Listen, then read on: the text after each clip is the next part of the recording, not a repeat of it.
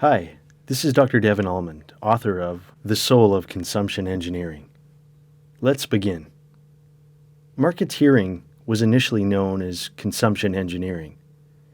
Historically, there was little soul as marketeers attempted to engineer consumption. To demonstrate, marketeering, and particularly advertising, aimed to manipulate the attention of citizens, aka consumers, and then capitalize on manufactured emotional states. Consumption engineering manufactures attention away from our deepest, highest, most generative selves and toward satisfying emotional whims. The original essence of the word emotion means moving away from the undesirable while manufacturing motivation to move towards the desirable. Historically, consumption engineering intentionally confused the core with the peripheral, then made it easy for citizens to comply. Marketeers, aka compliance professionals, provoked instant gratification of whimsical cravings, which perennial philosophies recognize to be synonymous with suffering and perilous for happiness. Historically, marketeers weren't on your side. If marketeers were on your side, you wouldn't refer to organizations and marketeers as they, as in they sell hardware at their store, or they serve croissants. When we identify with being on the inside, this object reference language turns into subject reference language, which morphs into we sell hardware at our store, and we serve croissants. This is a subtle but important distinction. As marketeers know, one way to create a perceived necessity is to form individual habits without cultural resistance. Lurking beneath the surface, our daily habits are often more influential in shaping our behaviors than our conscious decisions. Habitual conditioning reflects what sociologist Pierre Bourdieu calls habitus, which refers to the socialized norms that shape how individuals think, feel, and act in predisposed ways. Create and institutionalize a special day, and you'll create the systemic conditions to engineer citizens' attention. An example is the information technology industry manufactured World Password Day, which claims to be a global celebration to promote better password habits, observed the first Thursday in May. Around the same time in May is Mother's Day, which in the United States alone generates around $20 billion per year in consumer spending. This isn't about ignoring moms. Rather, it's about habitual conditioning. We confuse the subject and object without questioning, then continue to walk down that path. The cumulative effect of daily habits engineers the direction of our life possibilities. Life possibilities have a lot to do with life's idle moments. Leadership writer Kevin Cashman's book, Leadership from the Inside Out, offers anecdotes to illustrate how the quality of our lives are steered by how we use our scraps of time. For example, a physical daily habit of 2 hours of television equates to nearly 7,500 hours in a decade, just as a physical daily habit of walking 2 miles a day over a decade equates to the equivalent of a cross-country walk from Alaska to Florida and back. As philosopher sage Lao Tzu reminds us, every journey begins with a single step. By steering our initial steps in a generative, life-affirming direction, we can make it easy for us to walk in that affirmative direction day after day. The original essence of the word facilitation refers to making easy. Making easy often starts with a small commitment that emotionally indicates how walking in that direction is acceptable before intensifying that commitment. To reiterate, a small commitment in a certain direction often facilitates a long journey in that direction. That direction is often open to influence. Social psychologist Robert Cialdini's classic book, Influence, The Psychology of Persuasion, identified commitment and consistency as one of 6 influence principles readily applied by marketeers. When we commit to something, we link that commitment with our self-image and honor that commitment even when the initial purpose for that commitment is removed. This phenomenon is particularly strong when our initial commitment is concrete, for example, written or verbal, and involves other people. A wedding is a perfect example to demonstrate the influence of a concrete commitment anchored amongst other people. The original essence of the word influence refers to flowing into, as in something outside of ourselves that flows into ourselves. Just as marketeers influence citizens, leaders influence followers, teachers influence students, and parents influence children. Of course, influence also flows from citizens to marketeers, from followers to leaders, from students to teachers, and from children to parents. Influence flows in both generative life-affirming and degenerative life-killing directions. Notice the directionality of the additional influence principles identified by Cialdini. 1. Reciprocity. When we're given something, even if we don't want it, we feel obligated to reciprocate. An example is the Hare Krishna organization's tactic that forces a daisy into citizens' hands to provoke a donation.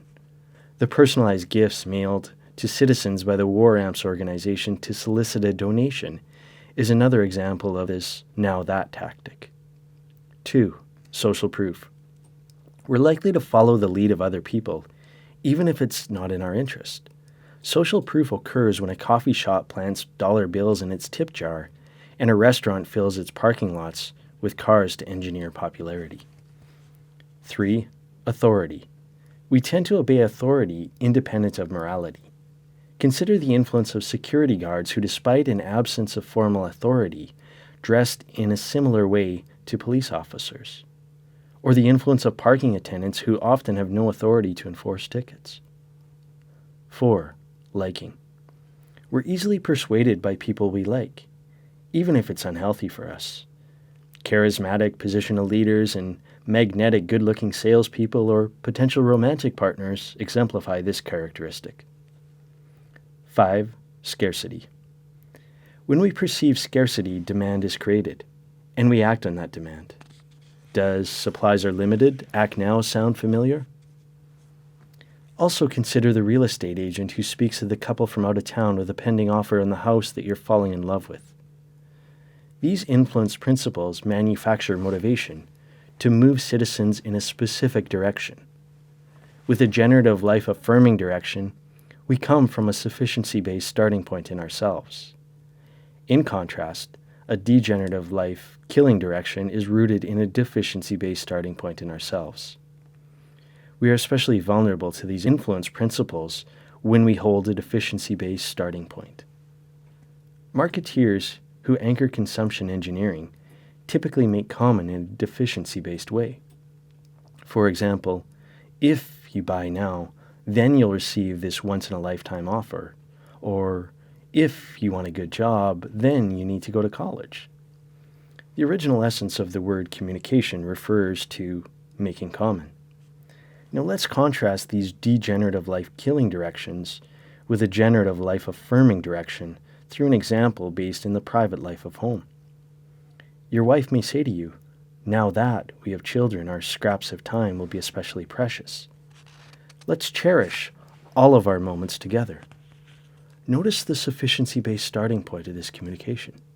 A subtle shift from if-then to now-that, whether in the private life of home or the public life of community, can dramatically shift the robustness of what's held common. The original essence of the word community refers to holding common. What we hold common depends on how we make common. When we make common based on a deficiency-based starting point, we are similarly limited to what we hold common. So if our communication only skims the surface structures of our peripheral selves, this also reflects how we build community. That is, how we bring ourselves into relationship. Historically, consumption engineering manipulated us to make common and hold common based on the surface structures of life in a degenerative, life-killing direction. A brief glimpse into the historical origins of consumption engineering reveals that from the pre-1800s, realism dominated the private life of home and the public life of community.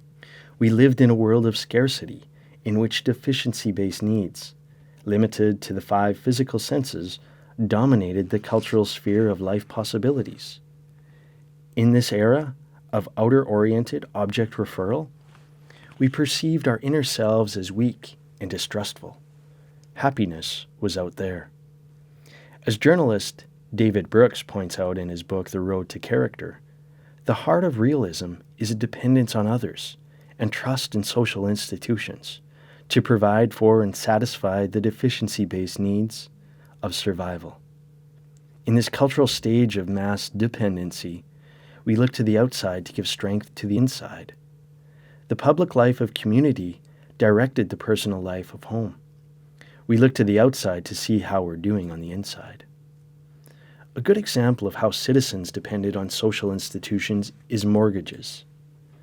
The original essence of the word mortgage refers to contract to death. Unsurprisingly, French philosopher Michel Foucault asserts that social institutions are modeled on the degenerative, life-killing direction of the prison system. A primary social institution is the family. Let's dive into the influence of making common and holding common in the private life of home. To do so, we'll rely on an exhaustive study conducted by researchers Betty Hart and Todd Risley, as revealed in their classic book, Meaningful Differences in the Everyday Experience of Young American Children. The study explored the influence of linguistic communication in the day-to-day familial environment of children in 3 types of homes: welfare homes, working-class homes, and professional homes. The study found that by age 4, children in professional homes heard 32 million more words spoken than those of children in welfare homes. The complexity, variation, and tone of the language in the comparison families also varied considerably.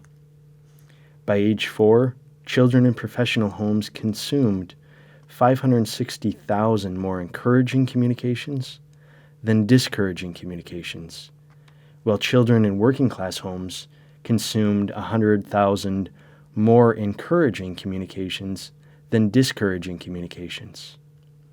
But strikingly, children in welfare homes consumed 125,000 fewer encouraging communications than discouraging communications.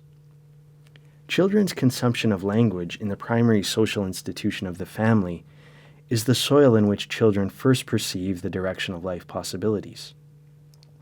Appropriately, educational philosopher John Dewey asserted that education is communicative and communication is educational. We learn about life possibilities through the language of making common. This is the subconscious soil in which the soul of consumption engineering is seeded. With seeds planted in the primary social institution, children enter into the next social institution, K-12 school. As children develop an independent mind at around age 8, aspirations around life possibilities begin to really take shape. Psychologist Walter Mischel's famous marshmallow experiments, which offered young children, ages 3 to 5, the choice between a small, immediate reward or a larger, delayed reward a few minutes later, has its origins in an experiment with Black and East Indian children, aged 7 to 9. In this original study, children were offered a 1-cent candy to consume immediately or a 10-cent candy a week later. On the surface, the most significant factor for delaying gratification was ethnicity, with East Indian children being significantly more capable of delaying gratification. Digging deeper into the data, Black children, unlike East Indian children, were overwhelmingly without a father. The absence of a father, not ethnicity, represented the strongest link in children's ability to delay gratification. Longitudinal data from Mischel's marshmallow experiments clearly indicate a multitude of long-term benefits associated with delayed gratification.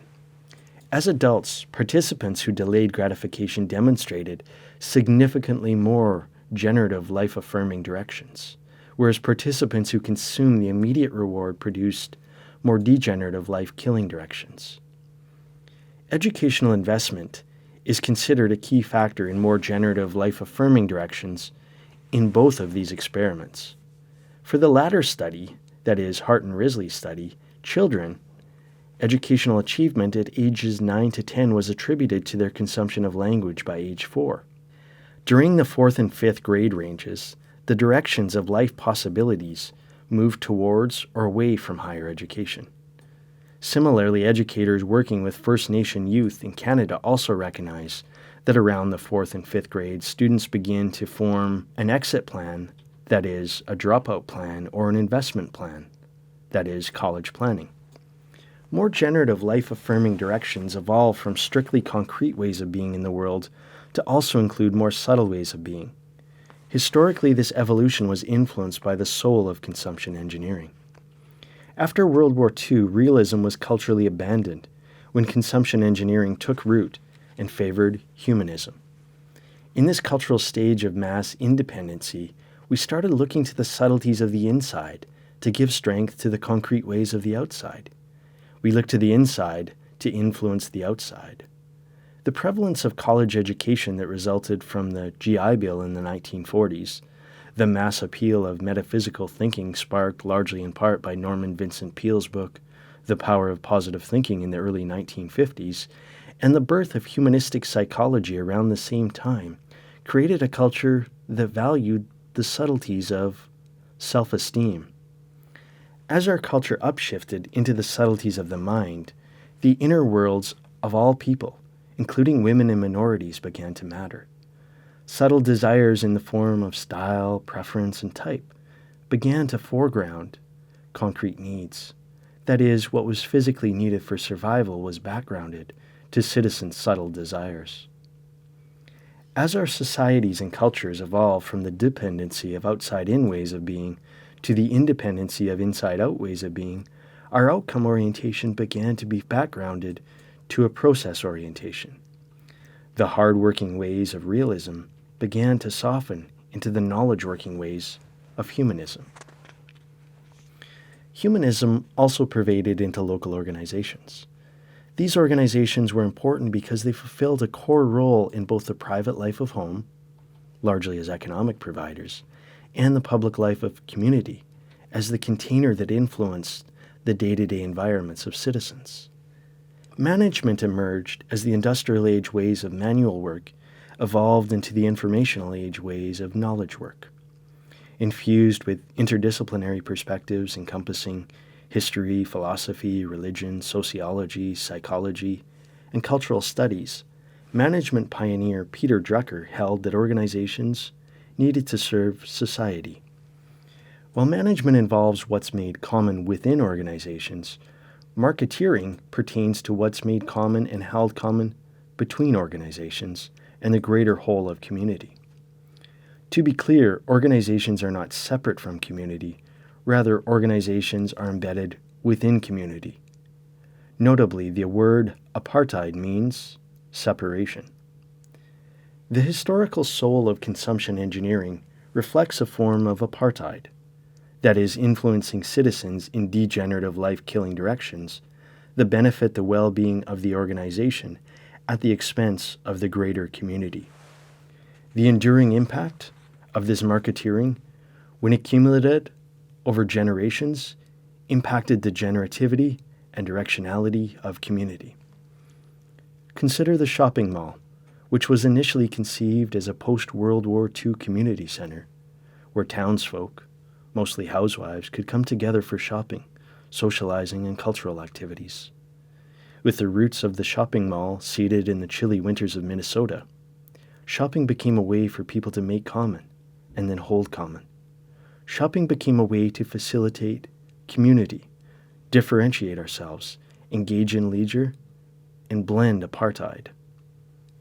Over the ensuing decades, marketeering ballooned into an industry with global expenditures of up to 1,000 billion per year. Yes, annually. As our societies and cultures evolved into more subtle ways of being, so too is the soul of consumption engineering. For instance, the surviving economy that valued consuming concrete things evolved into a thriving economy that values consuming experience. The cultural shift from the industrial age ways of the world into the informational age ways of the world marked a monumental shift from consuming tangible products to also consuming intangible products.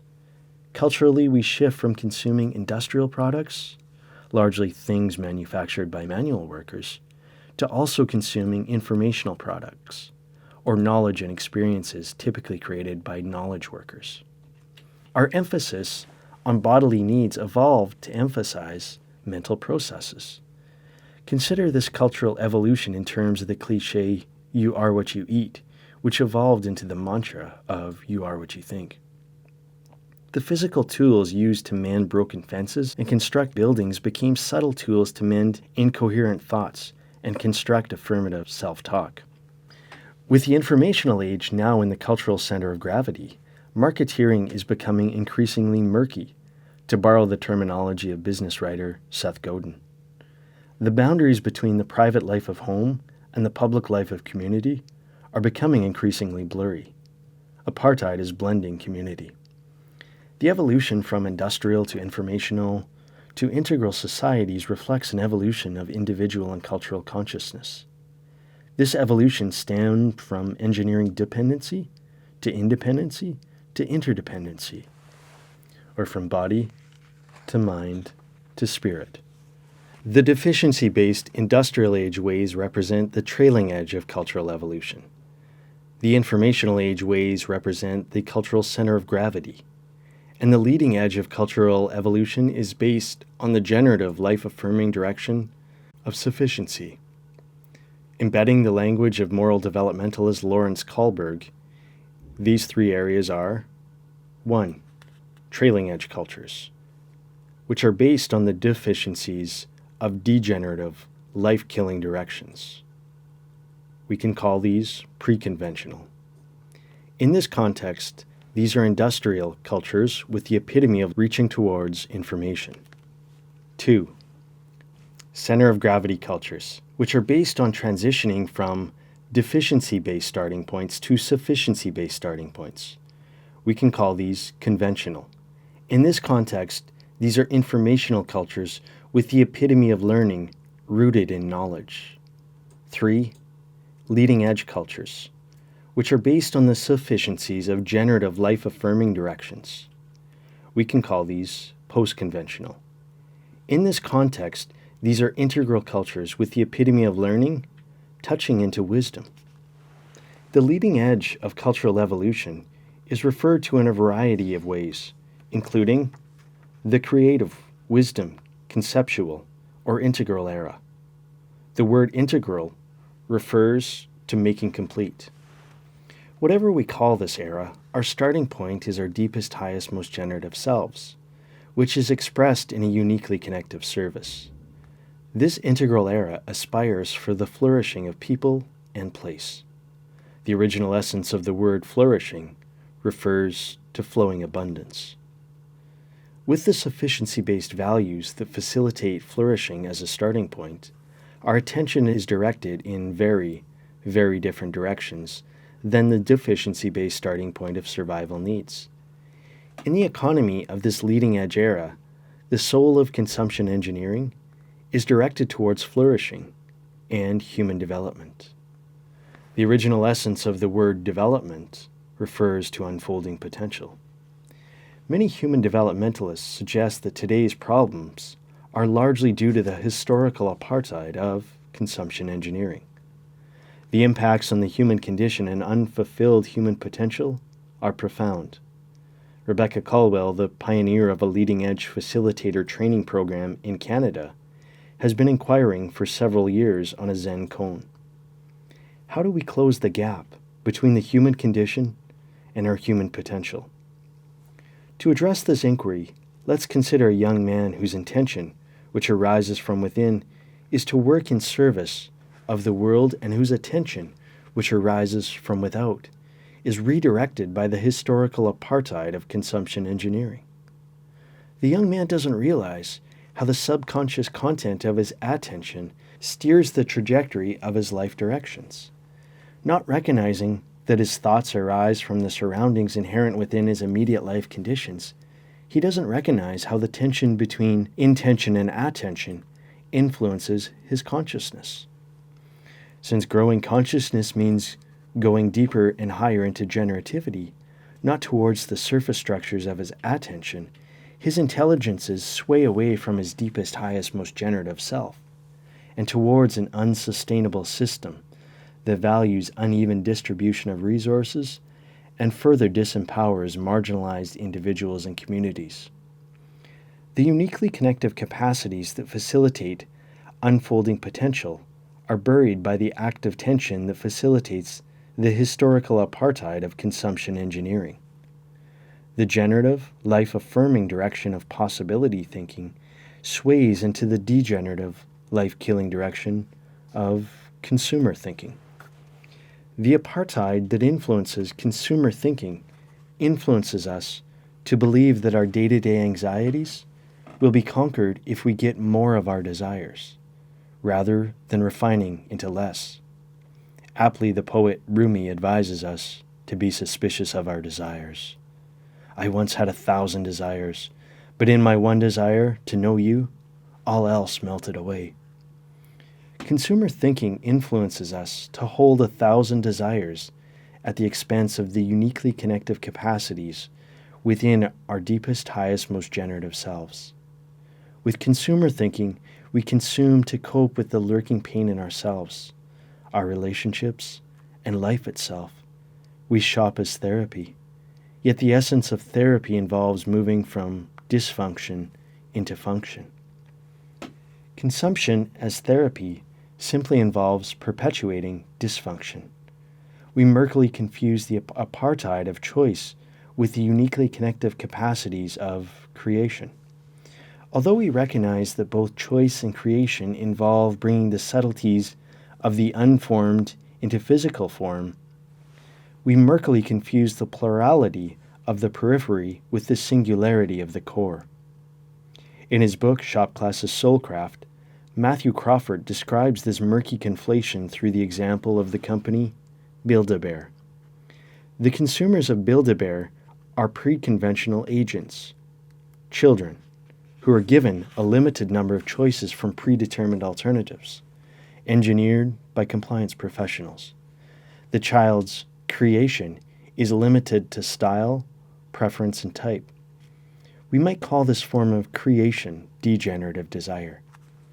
In contrast, more generative creations involve delayed gratification and deliberate practice. The same underlying principle was also utilized post-World War II when Betty Crocker recognized that housewives felt better about themselves and their creations when they were required to add an egg to a pre-packaged cake mix to create a cake. Housewives could then demonstrate further creativity by decorating the cake. This type of creativity reflects what Mihaly Csikszentmihalyi, a pioneer of positive psychology, refers to small c creativity, in contrast to the big C creativity that first requires mastering the existing domain and then developing a qualitatively distinct new domain. Big C creativity requires transcending the exterior-oriented details and including the inner-oriented essence into an increasingly wide embrace of human potential. Small c creativity, like the small s self, exists on the surface structures of exteriorities. Small c creativity may be unique, but it is not uniquely connective. Big C creativity reflects the big S self that supports the big potential that positive psychologist Shawn Achor articulates in his book by the same name.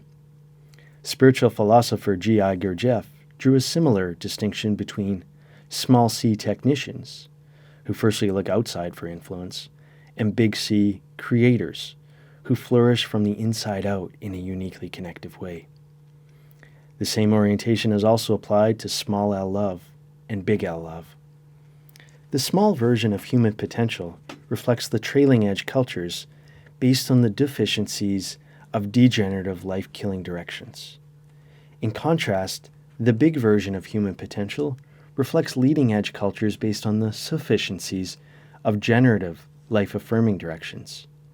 Whereas the historical origins of consumption engineering facilitated apartheid in degenerative life-killing directions, the leading edge of consumption engineering can facilitate generative, life-affirming directions that close the gap between the human condition and our human potential. This latter direction reveals our own souls. Why move in this direction? Spiritual writer Parker Palmer explains, "Everything in us cries out against it, which is why we externalize everything. It is so much easier to deal with the external world, to spend our lives manipulating material and institutions and other people, instead of dealing with our own souls. The inward direction points to love. The soul of consumption engineering is ultimately about love. Let's touch into the influence of love in children in consumption engineering. Just as single mothers typically invest in their own education, for example, attend college because of the love of their children, the love of children also influence parents' consumption decisions around food. Around the same time that Betty Crocker was influencing the self-esteem of housewives, fast food pioneer McDonald's began tapping into children to influence the consumption decisions of their parents. In the 1940s, McDonald's applied the scientific management of Henry Ford's assembly line to make the production of food easy. Ray Kroc then systematized the California-based company. Influenced by nearby Disneyland, the company conflated fantasy with food when it introduced Ronald McDonald Land and a world of Happy Meals. Children were put in the forefront of influencing consumption decisions. Other examples of love as influence are bountiful, particularly around birthdays and holidays. In economic terms, Americans spend more than $600 billion annually during Christmas alone, including around $6 billion on pets at Christmas time. Similarly, each year at Halloween, Americans spend $2 billion on Halloween candy and more than $350 million on Halloween costumes for family pets. Yes, pets. These holidays are often carefully manufactured by companies. Marketeers know that making easy is influenced by murkily immersing citizens in a specific phenomenon, where subject and object are conflated into one. Consider, for instance, the confusing conflated nature of the Christmas spirit, along with Coca-Cola's influence in the development of a Coke-colored Santa Claus, or the company's current marketeering to share a Coke with fill in the name. Also consider how toy companies manipulate the supply of toys prior to and after Christmas. To show the influence of this Christmas spirit, Cialdini describes how toy manufacturers market a toy to generate demand prior to Christmas, then apply the scarcity principle to limit availability. Parents promise to purchase the toy for their children as a Christmas gift, but are unable to find the gift. To compensate, parents purchase other, less desirable, but available Christmas gifts for their children. Then in the new year, the toy company engineers the desired toy to be readily available. Having earlier committed to purchasing the desired gift for their children and aiming to be consistent, parents then also purchase the desired gift. This manufactured Christmas spirit is like a contagious disease that is spread through the influence of love. This is the trailing edge soul of consumption engineering. The leading edge soul of consumption engineering involves a shift in our relationship with desire itself. Happiness is that inward state of perfect satisfaction from which manufactured desire is eliminated. Happiness is that inward state of perfect satisfaction from which manufactured desire is eliminated. The satisfaction that results from gratified desire is brief and illusionary, and is followed by an increased demand for gratification. Desire is as insatiable as the ocean, and clamors louder and louder as its demands are attended. These words from New Thought writer James Allen suggest that the murky waters of marketeering, when cleansed, could be ripe and ready for flourishing. This shift means that influence flows into flourishing, and that its sufficiency-based starting point supports the generative, life-affirming possibilities that help to close the gap between the human condition and our human potential. In other words, manufactured desire is re-engineered towards the happiness of citizens. Citizenship scholar Peter Levine suggests citizens are committed to impacting the world. He asserts that a citizen is anyone who asks the citizen's question, "What should we do?" When we ask the citizen's question, we tap into our deepest, highest, most generative selves to draw out that which sustains. In closing, reflect into the original essence of the word education, which refers to drawing out what's within into the outer world. By drawing out the soul of our uniquely connective capacities in service of developing ourselves and our communities, we enliven the leading edge soul of consumption engineering. Ultimately, we facilitate that which sustains. Thank you for listening.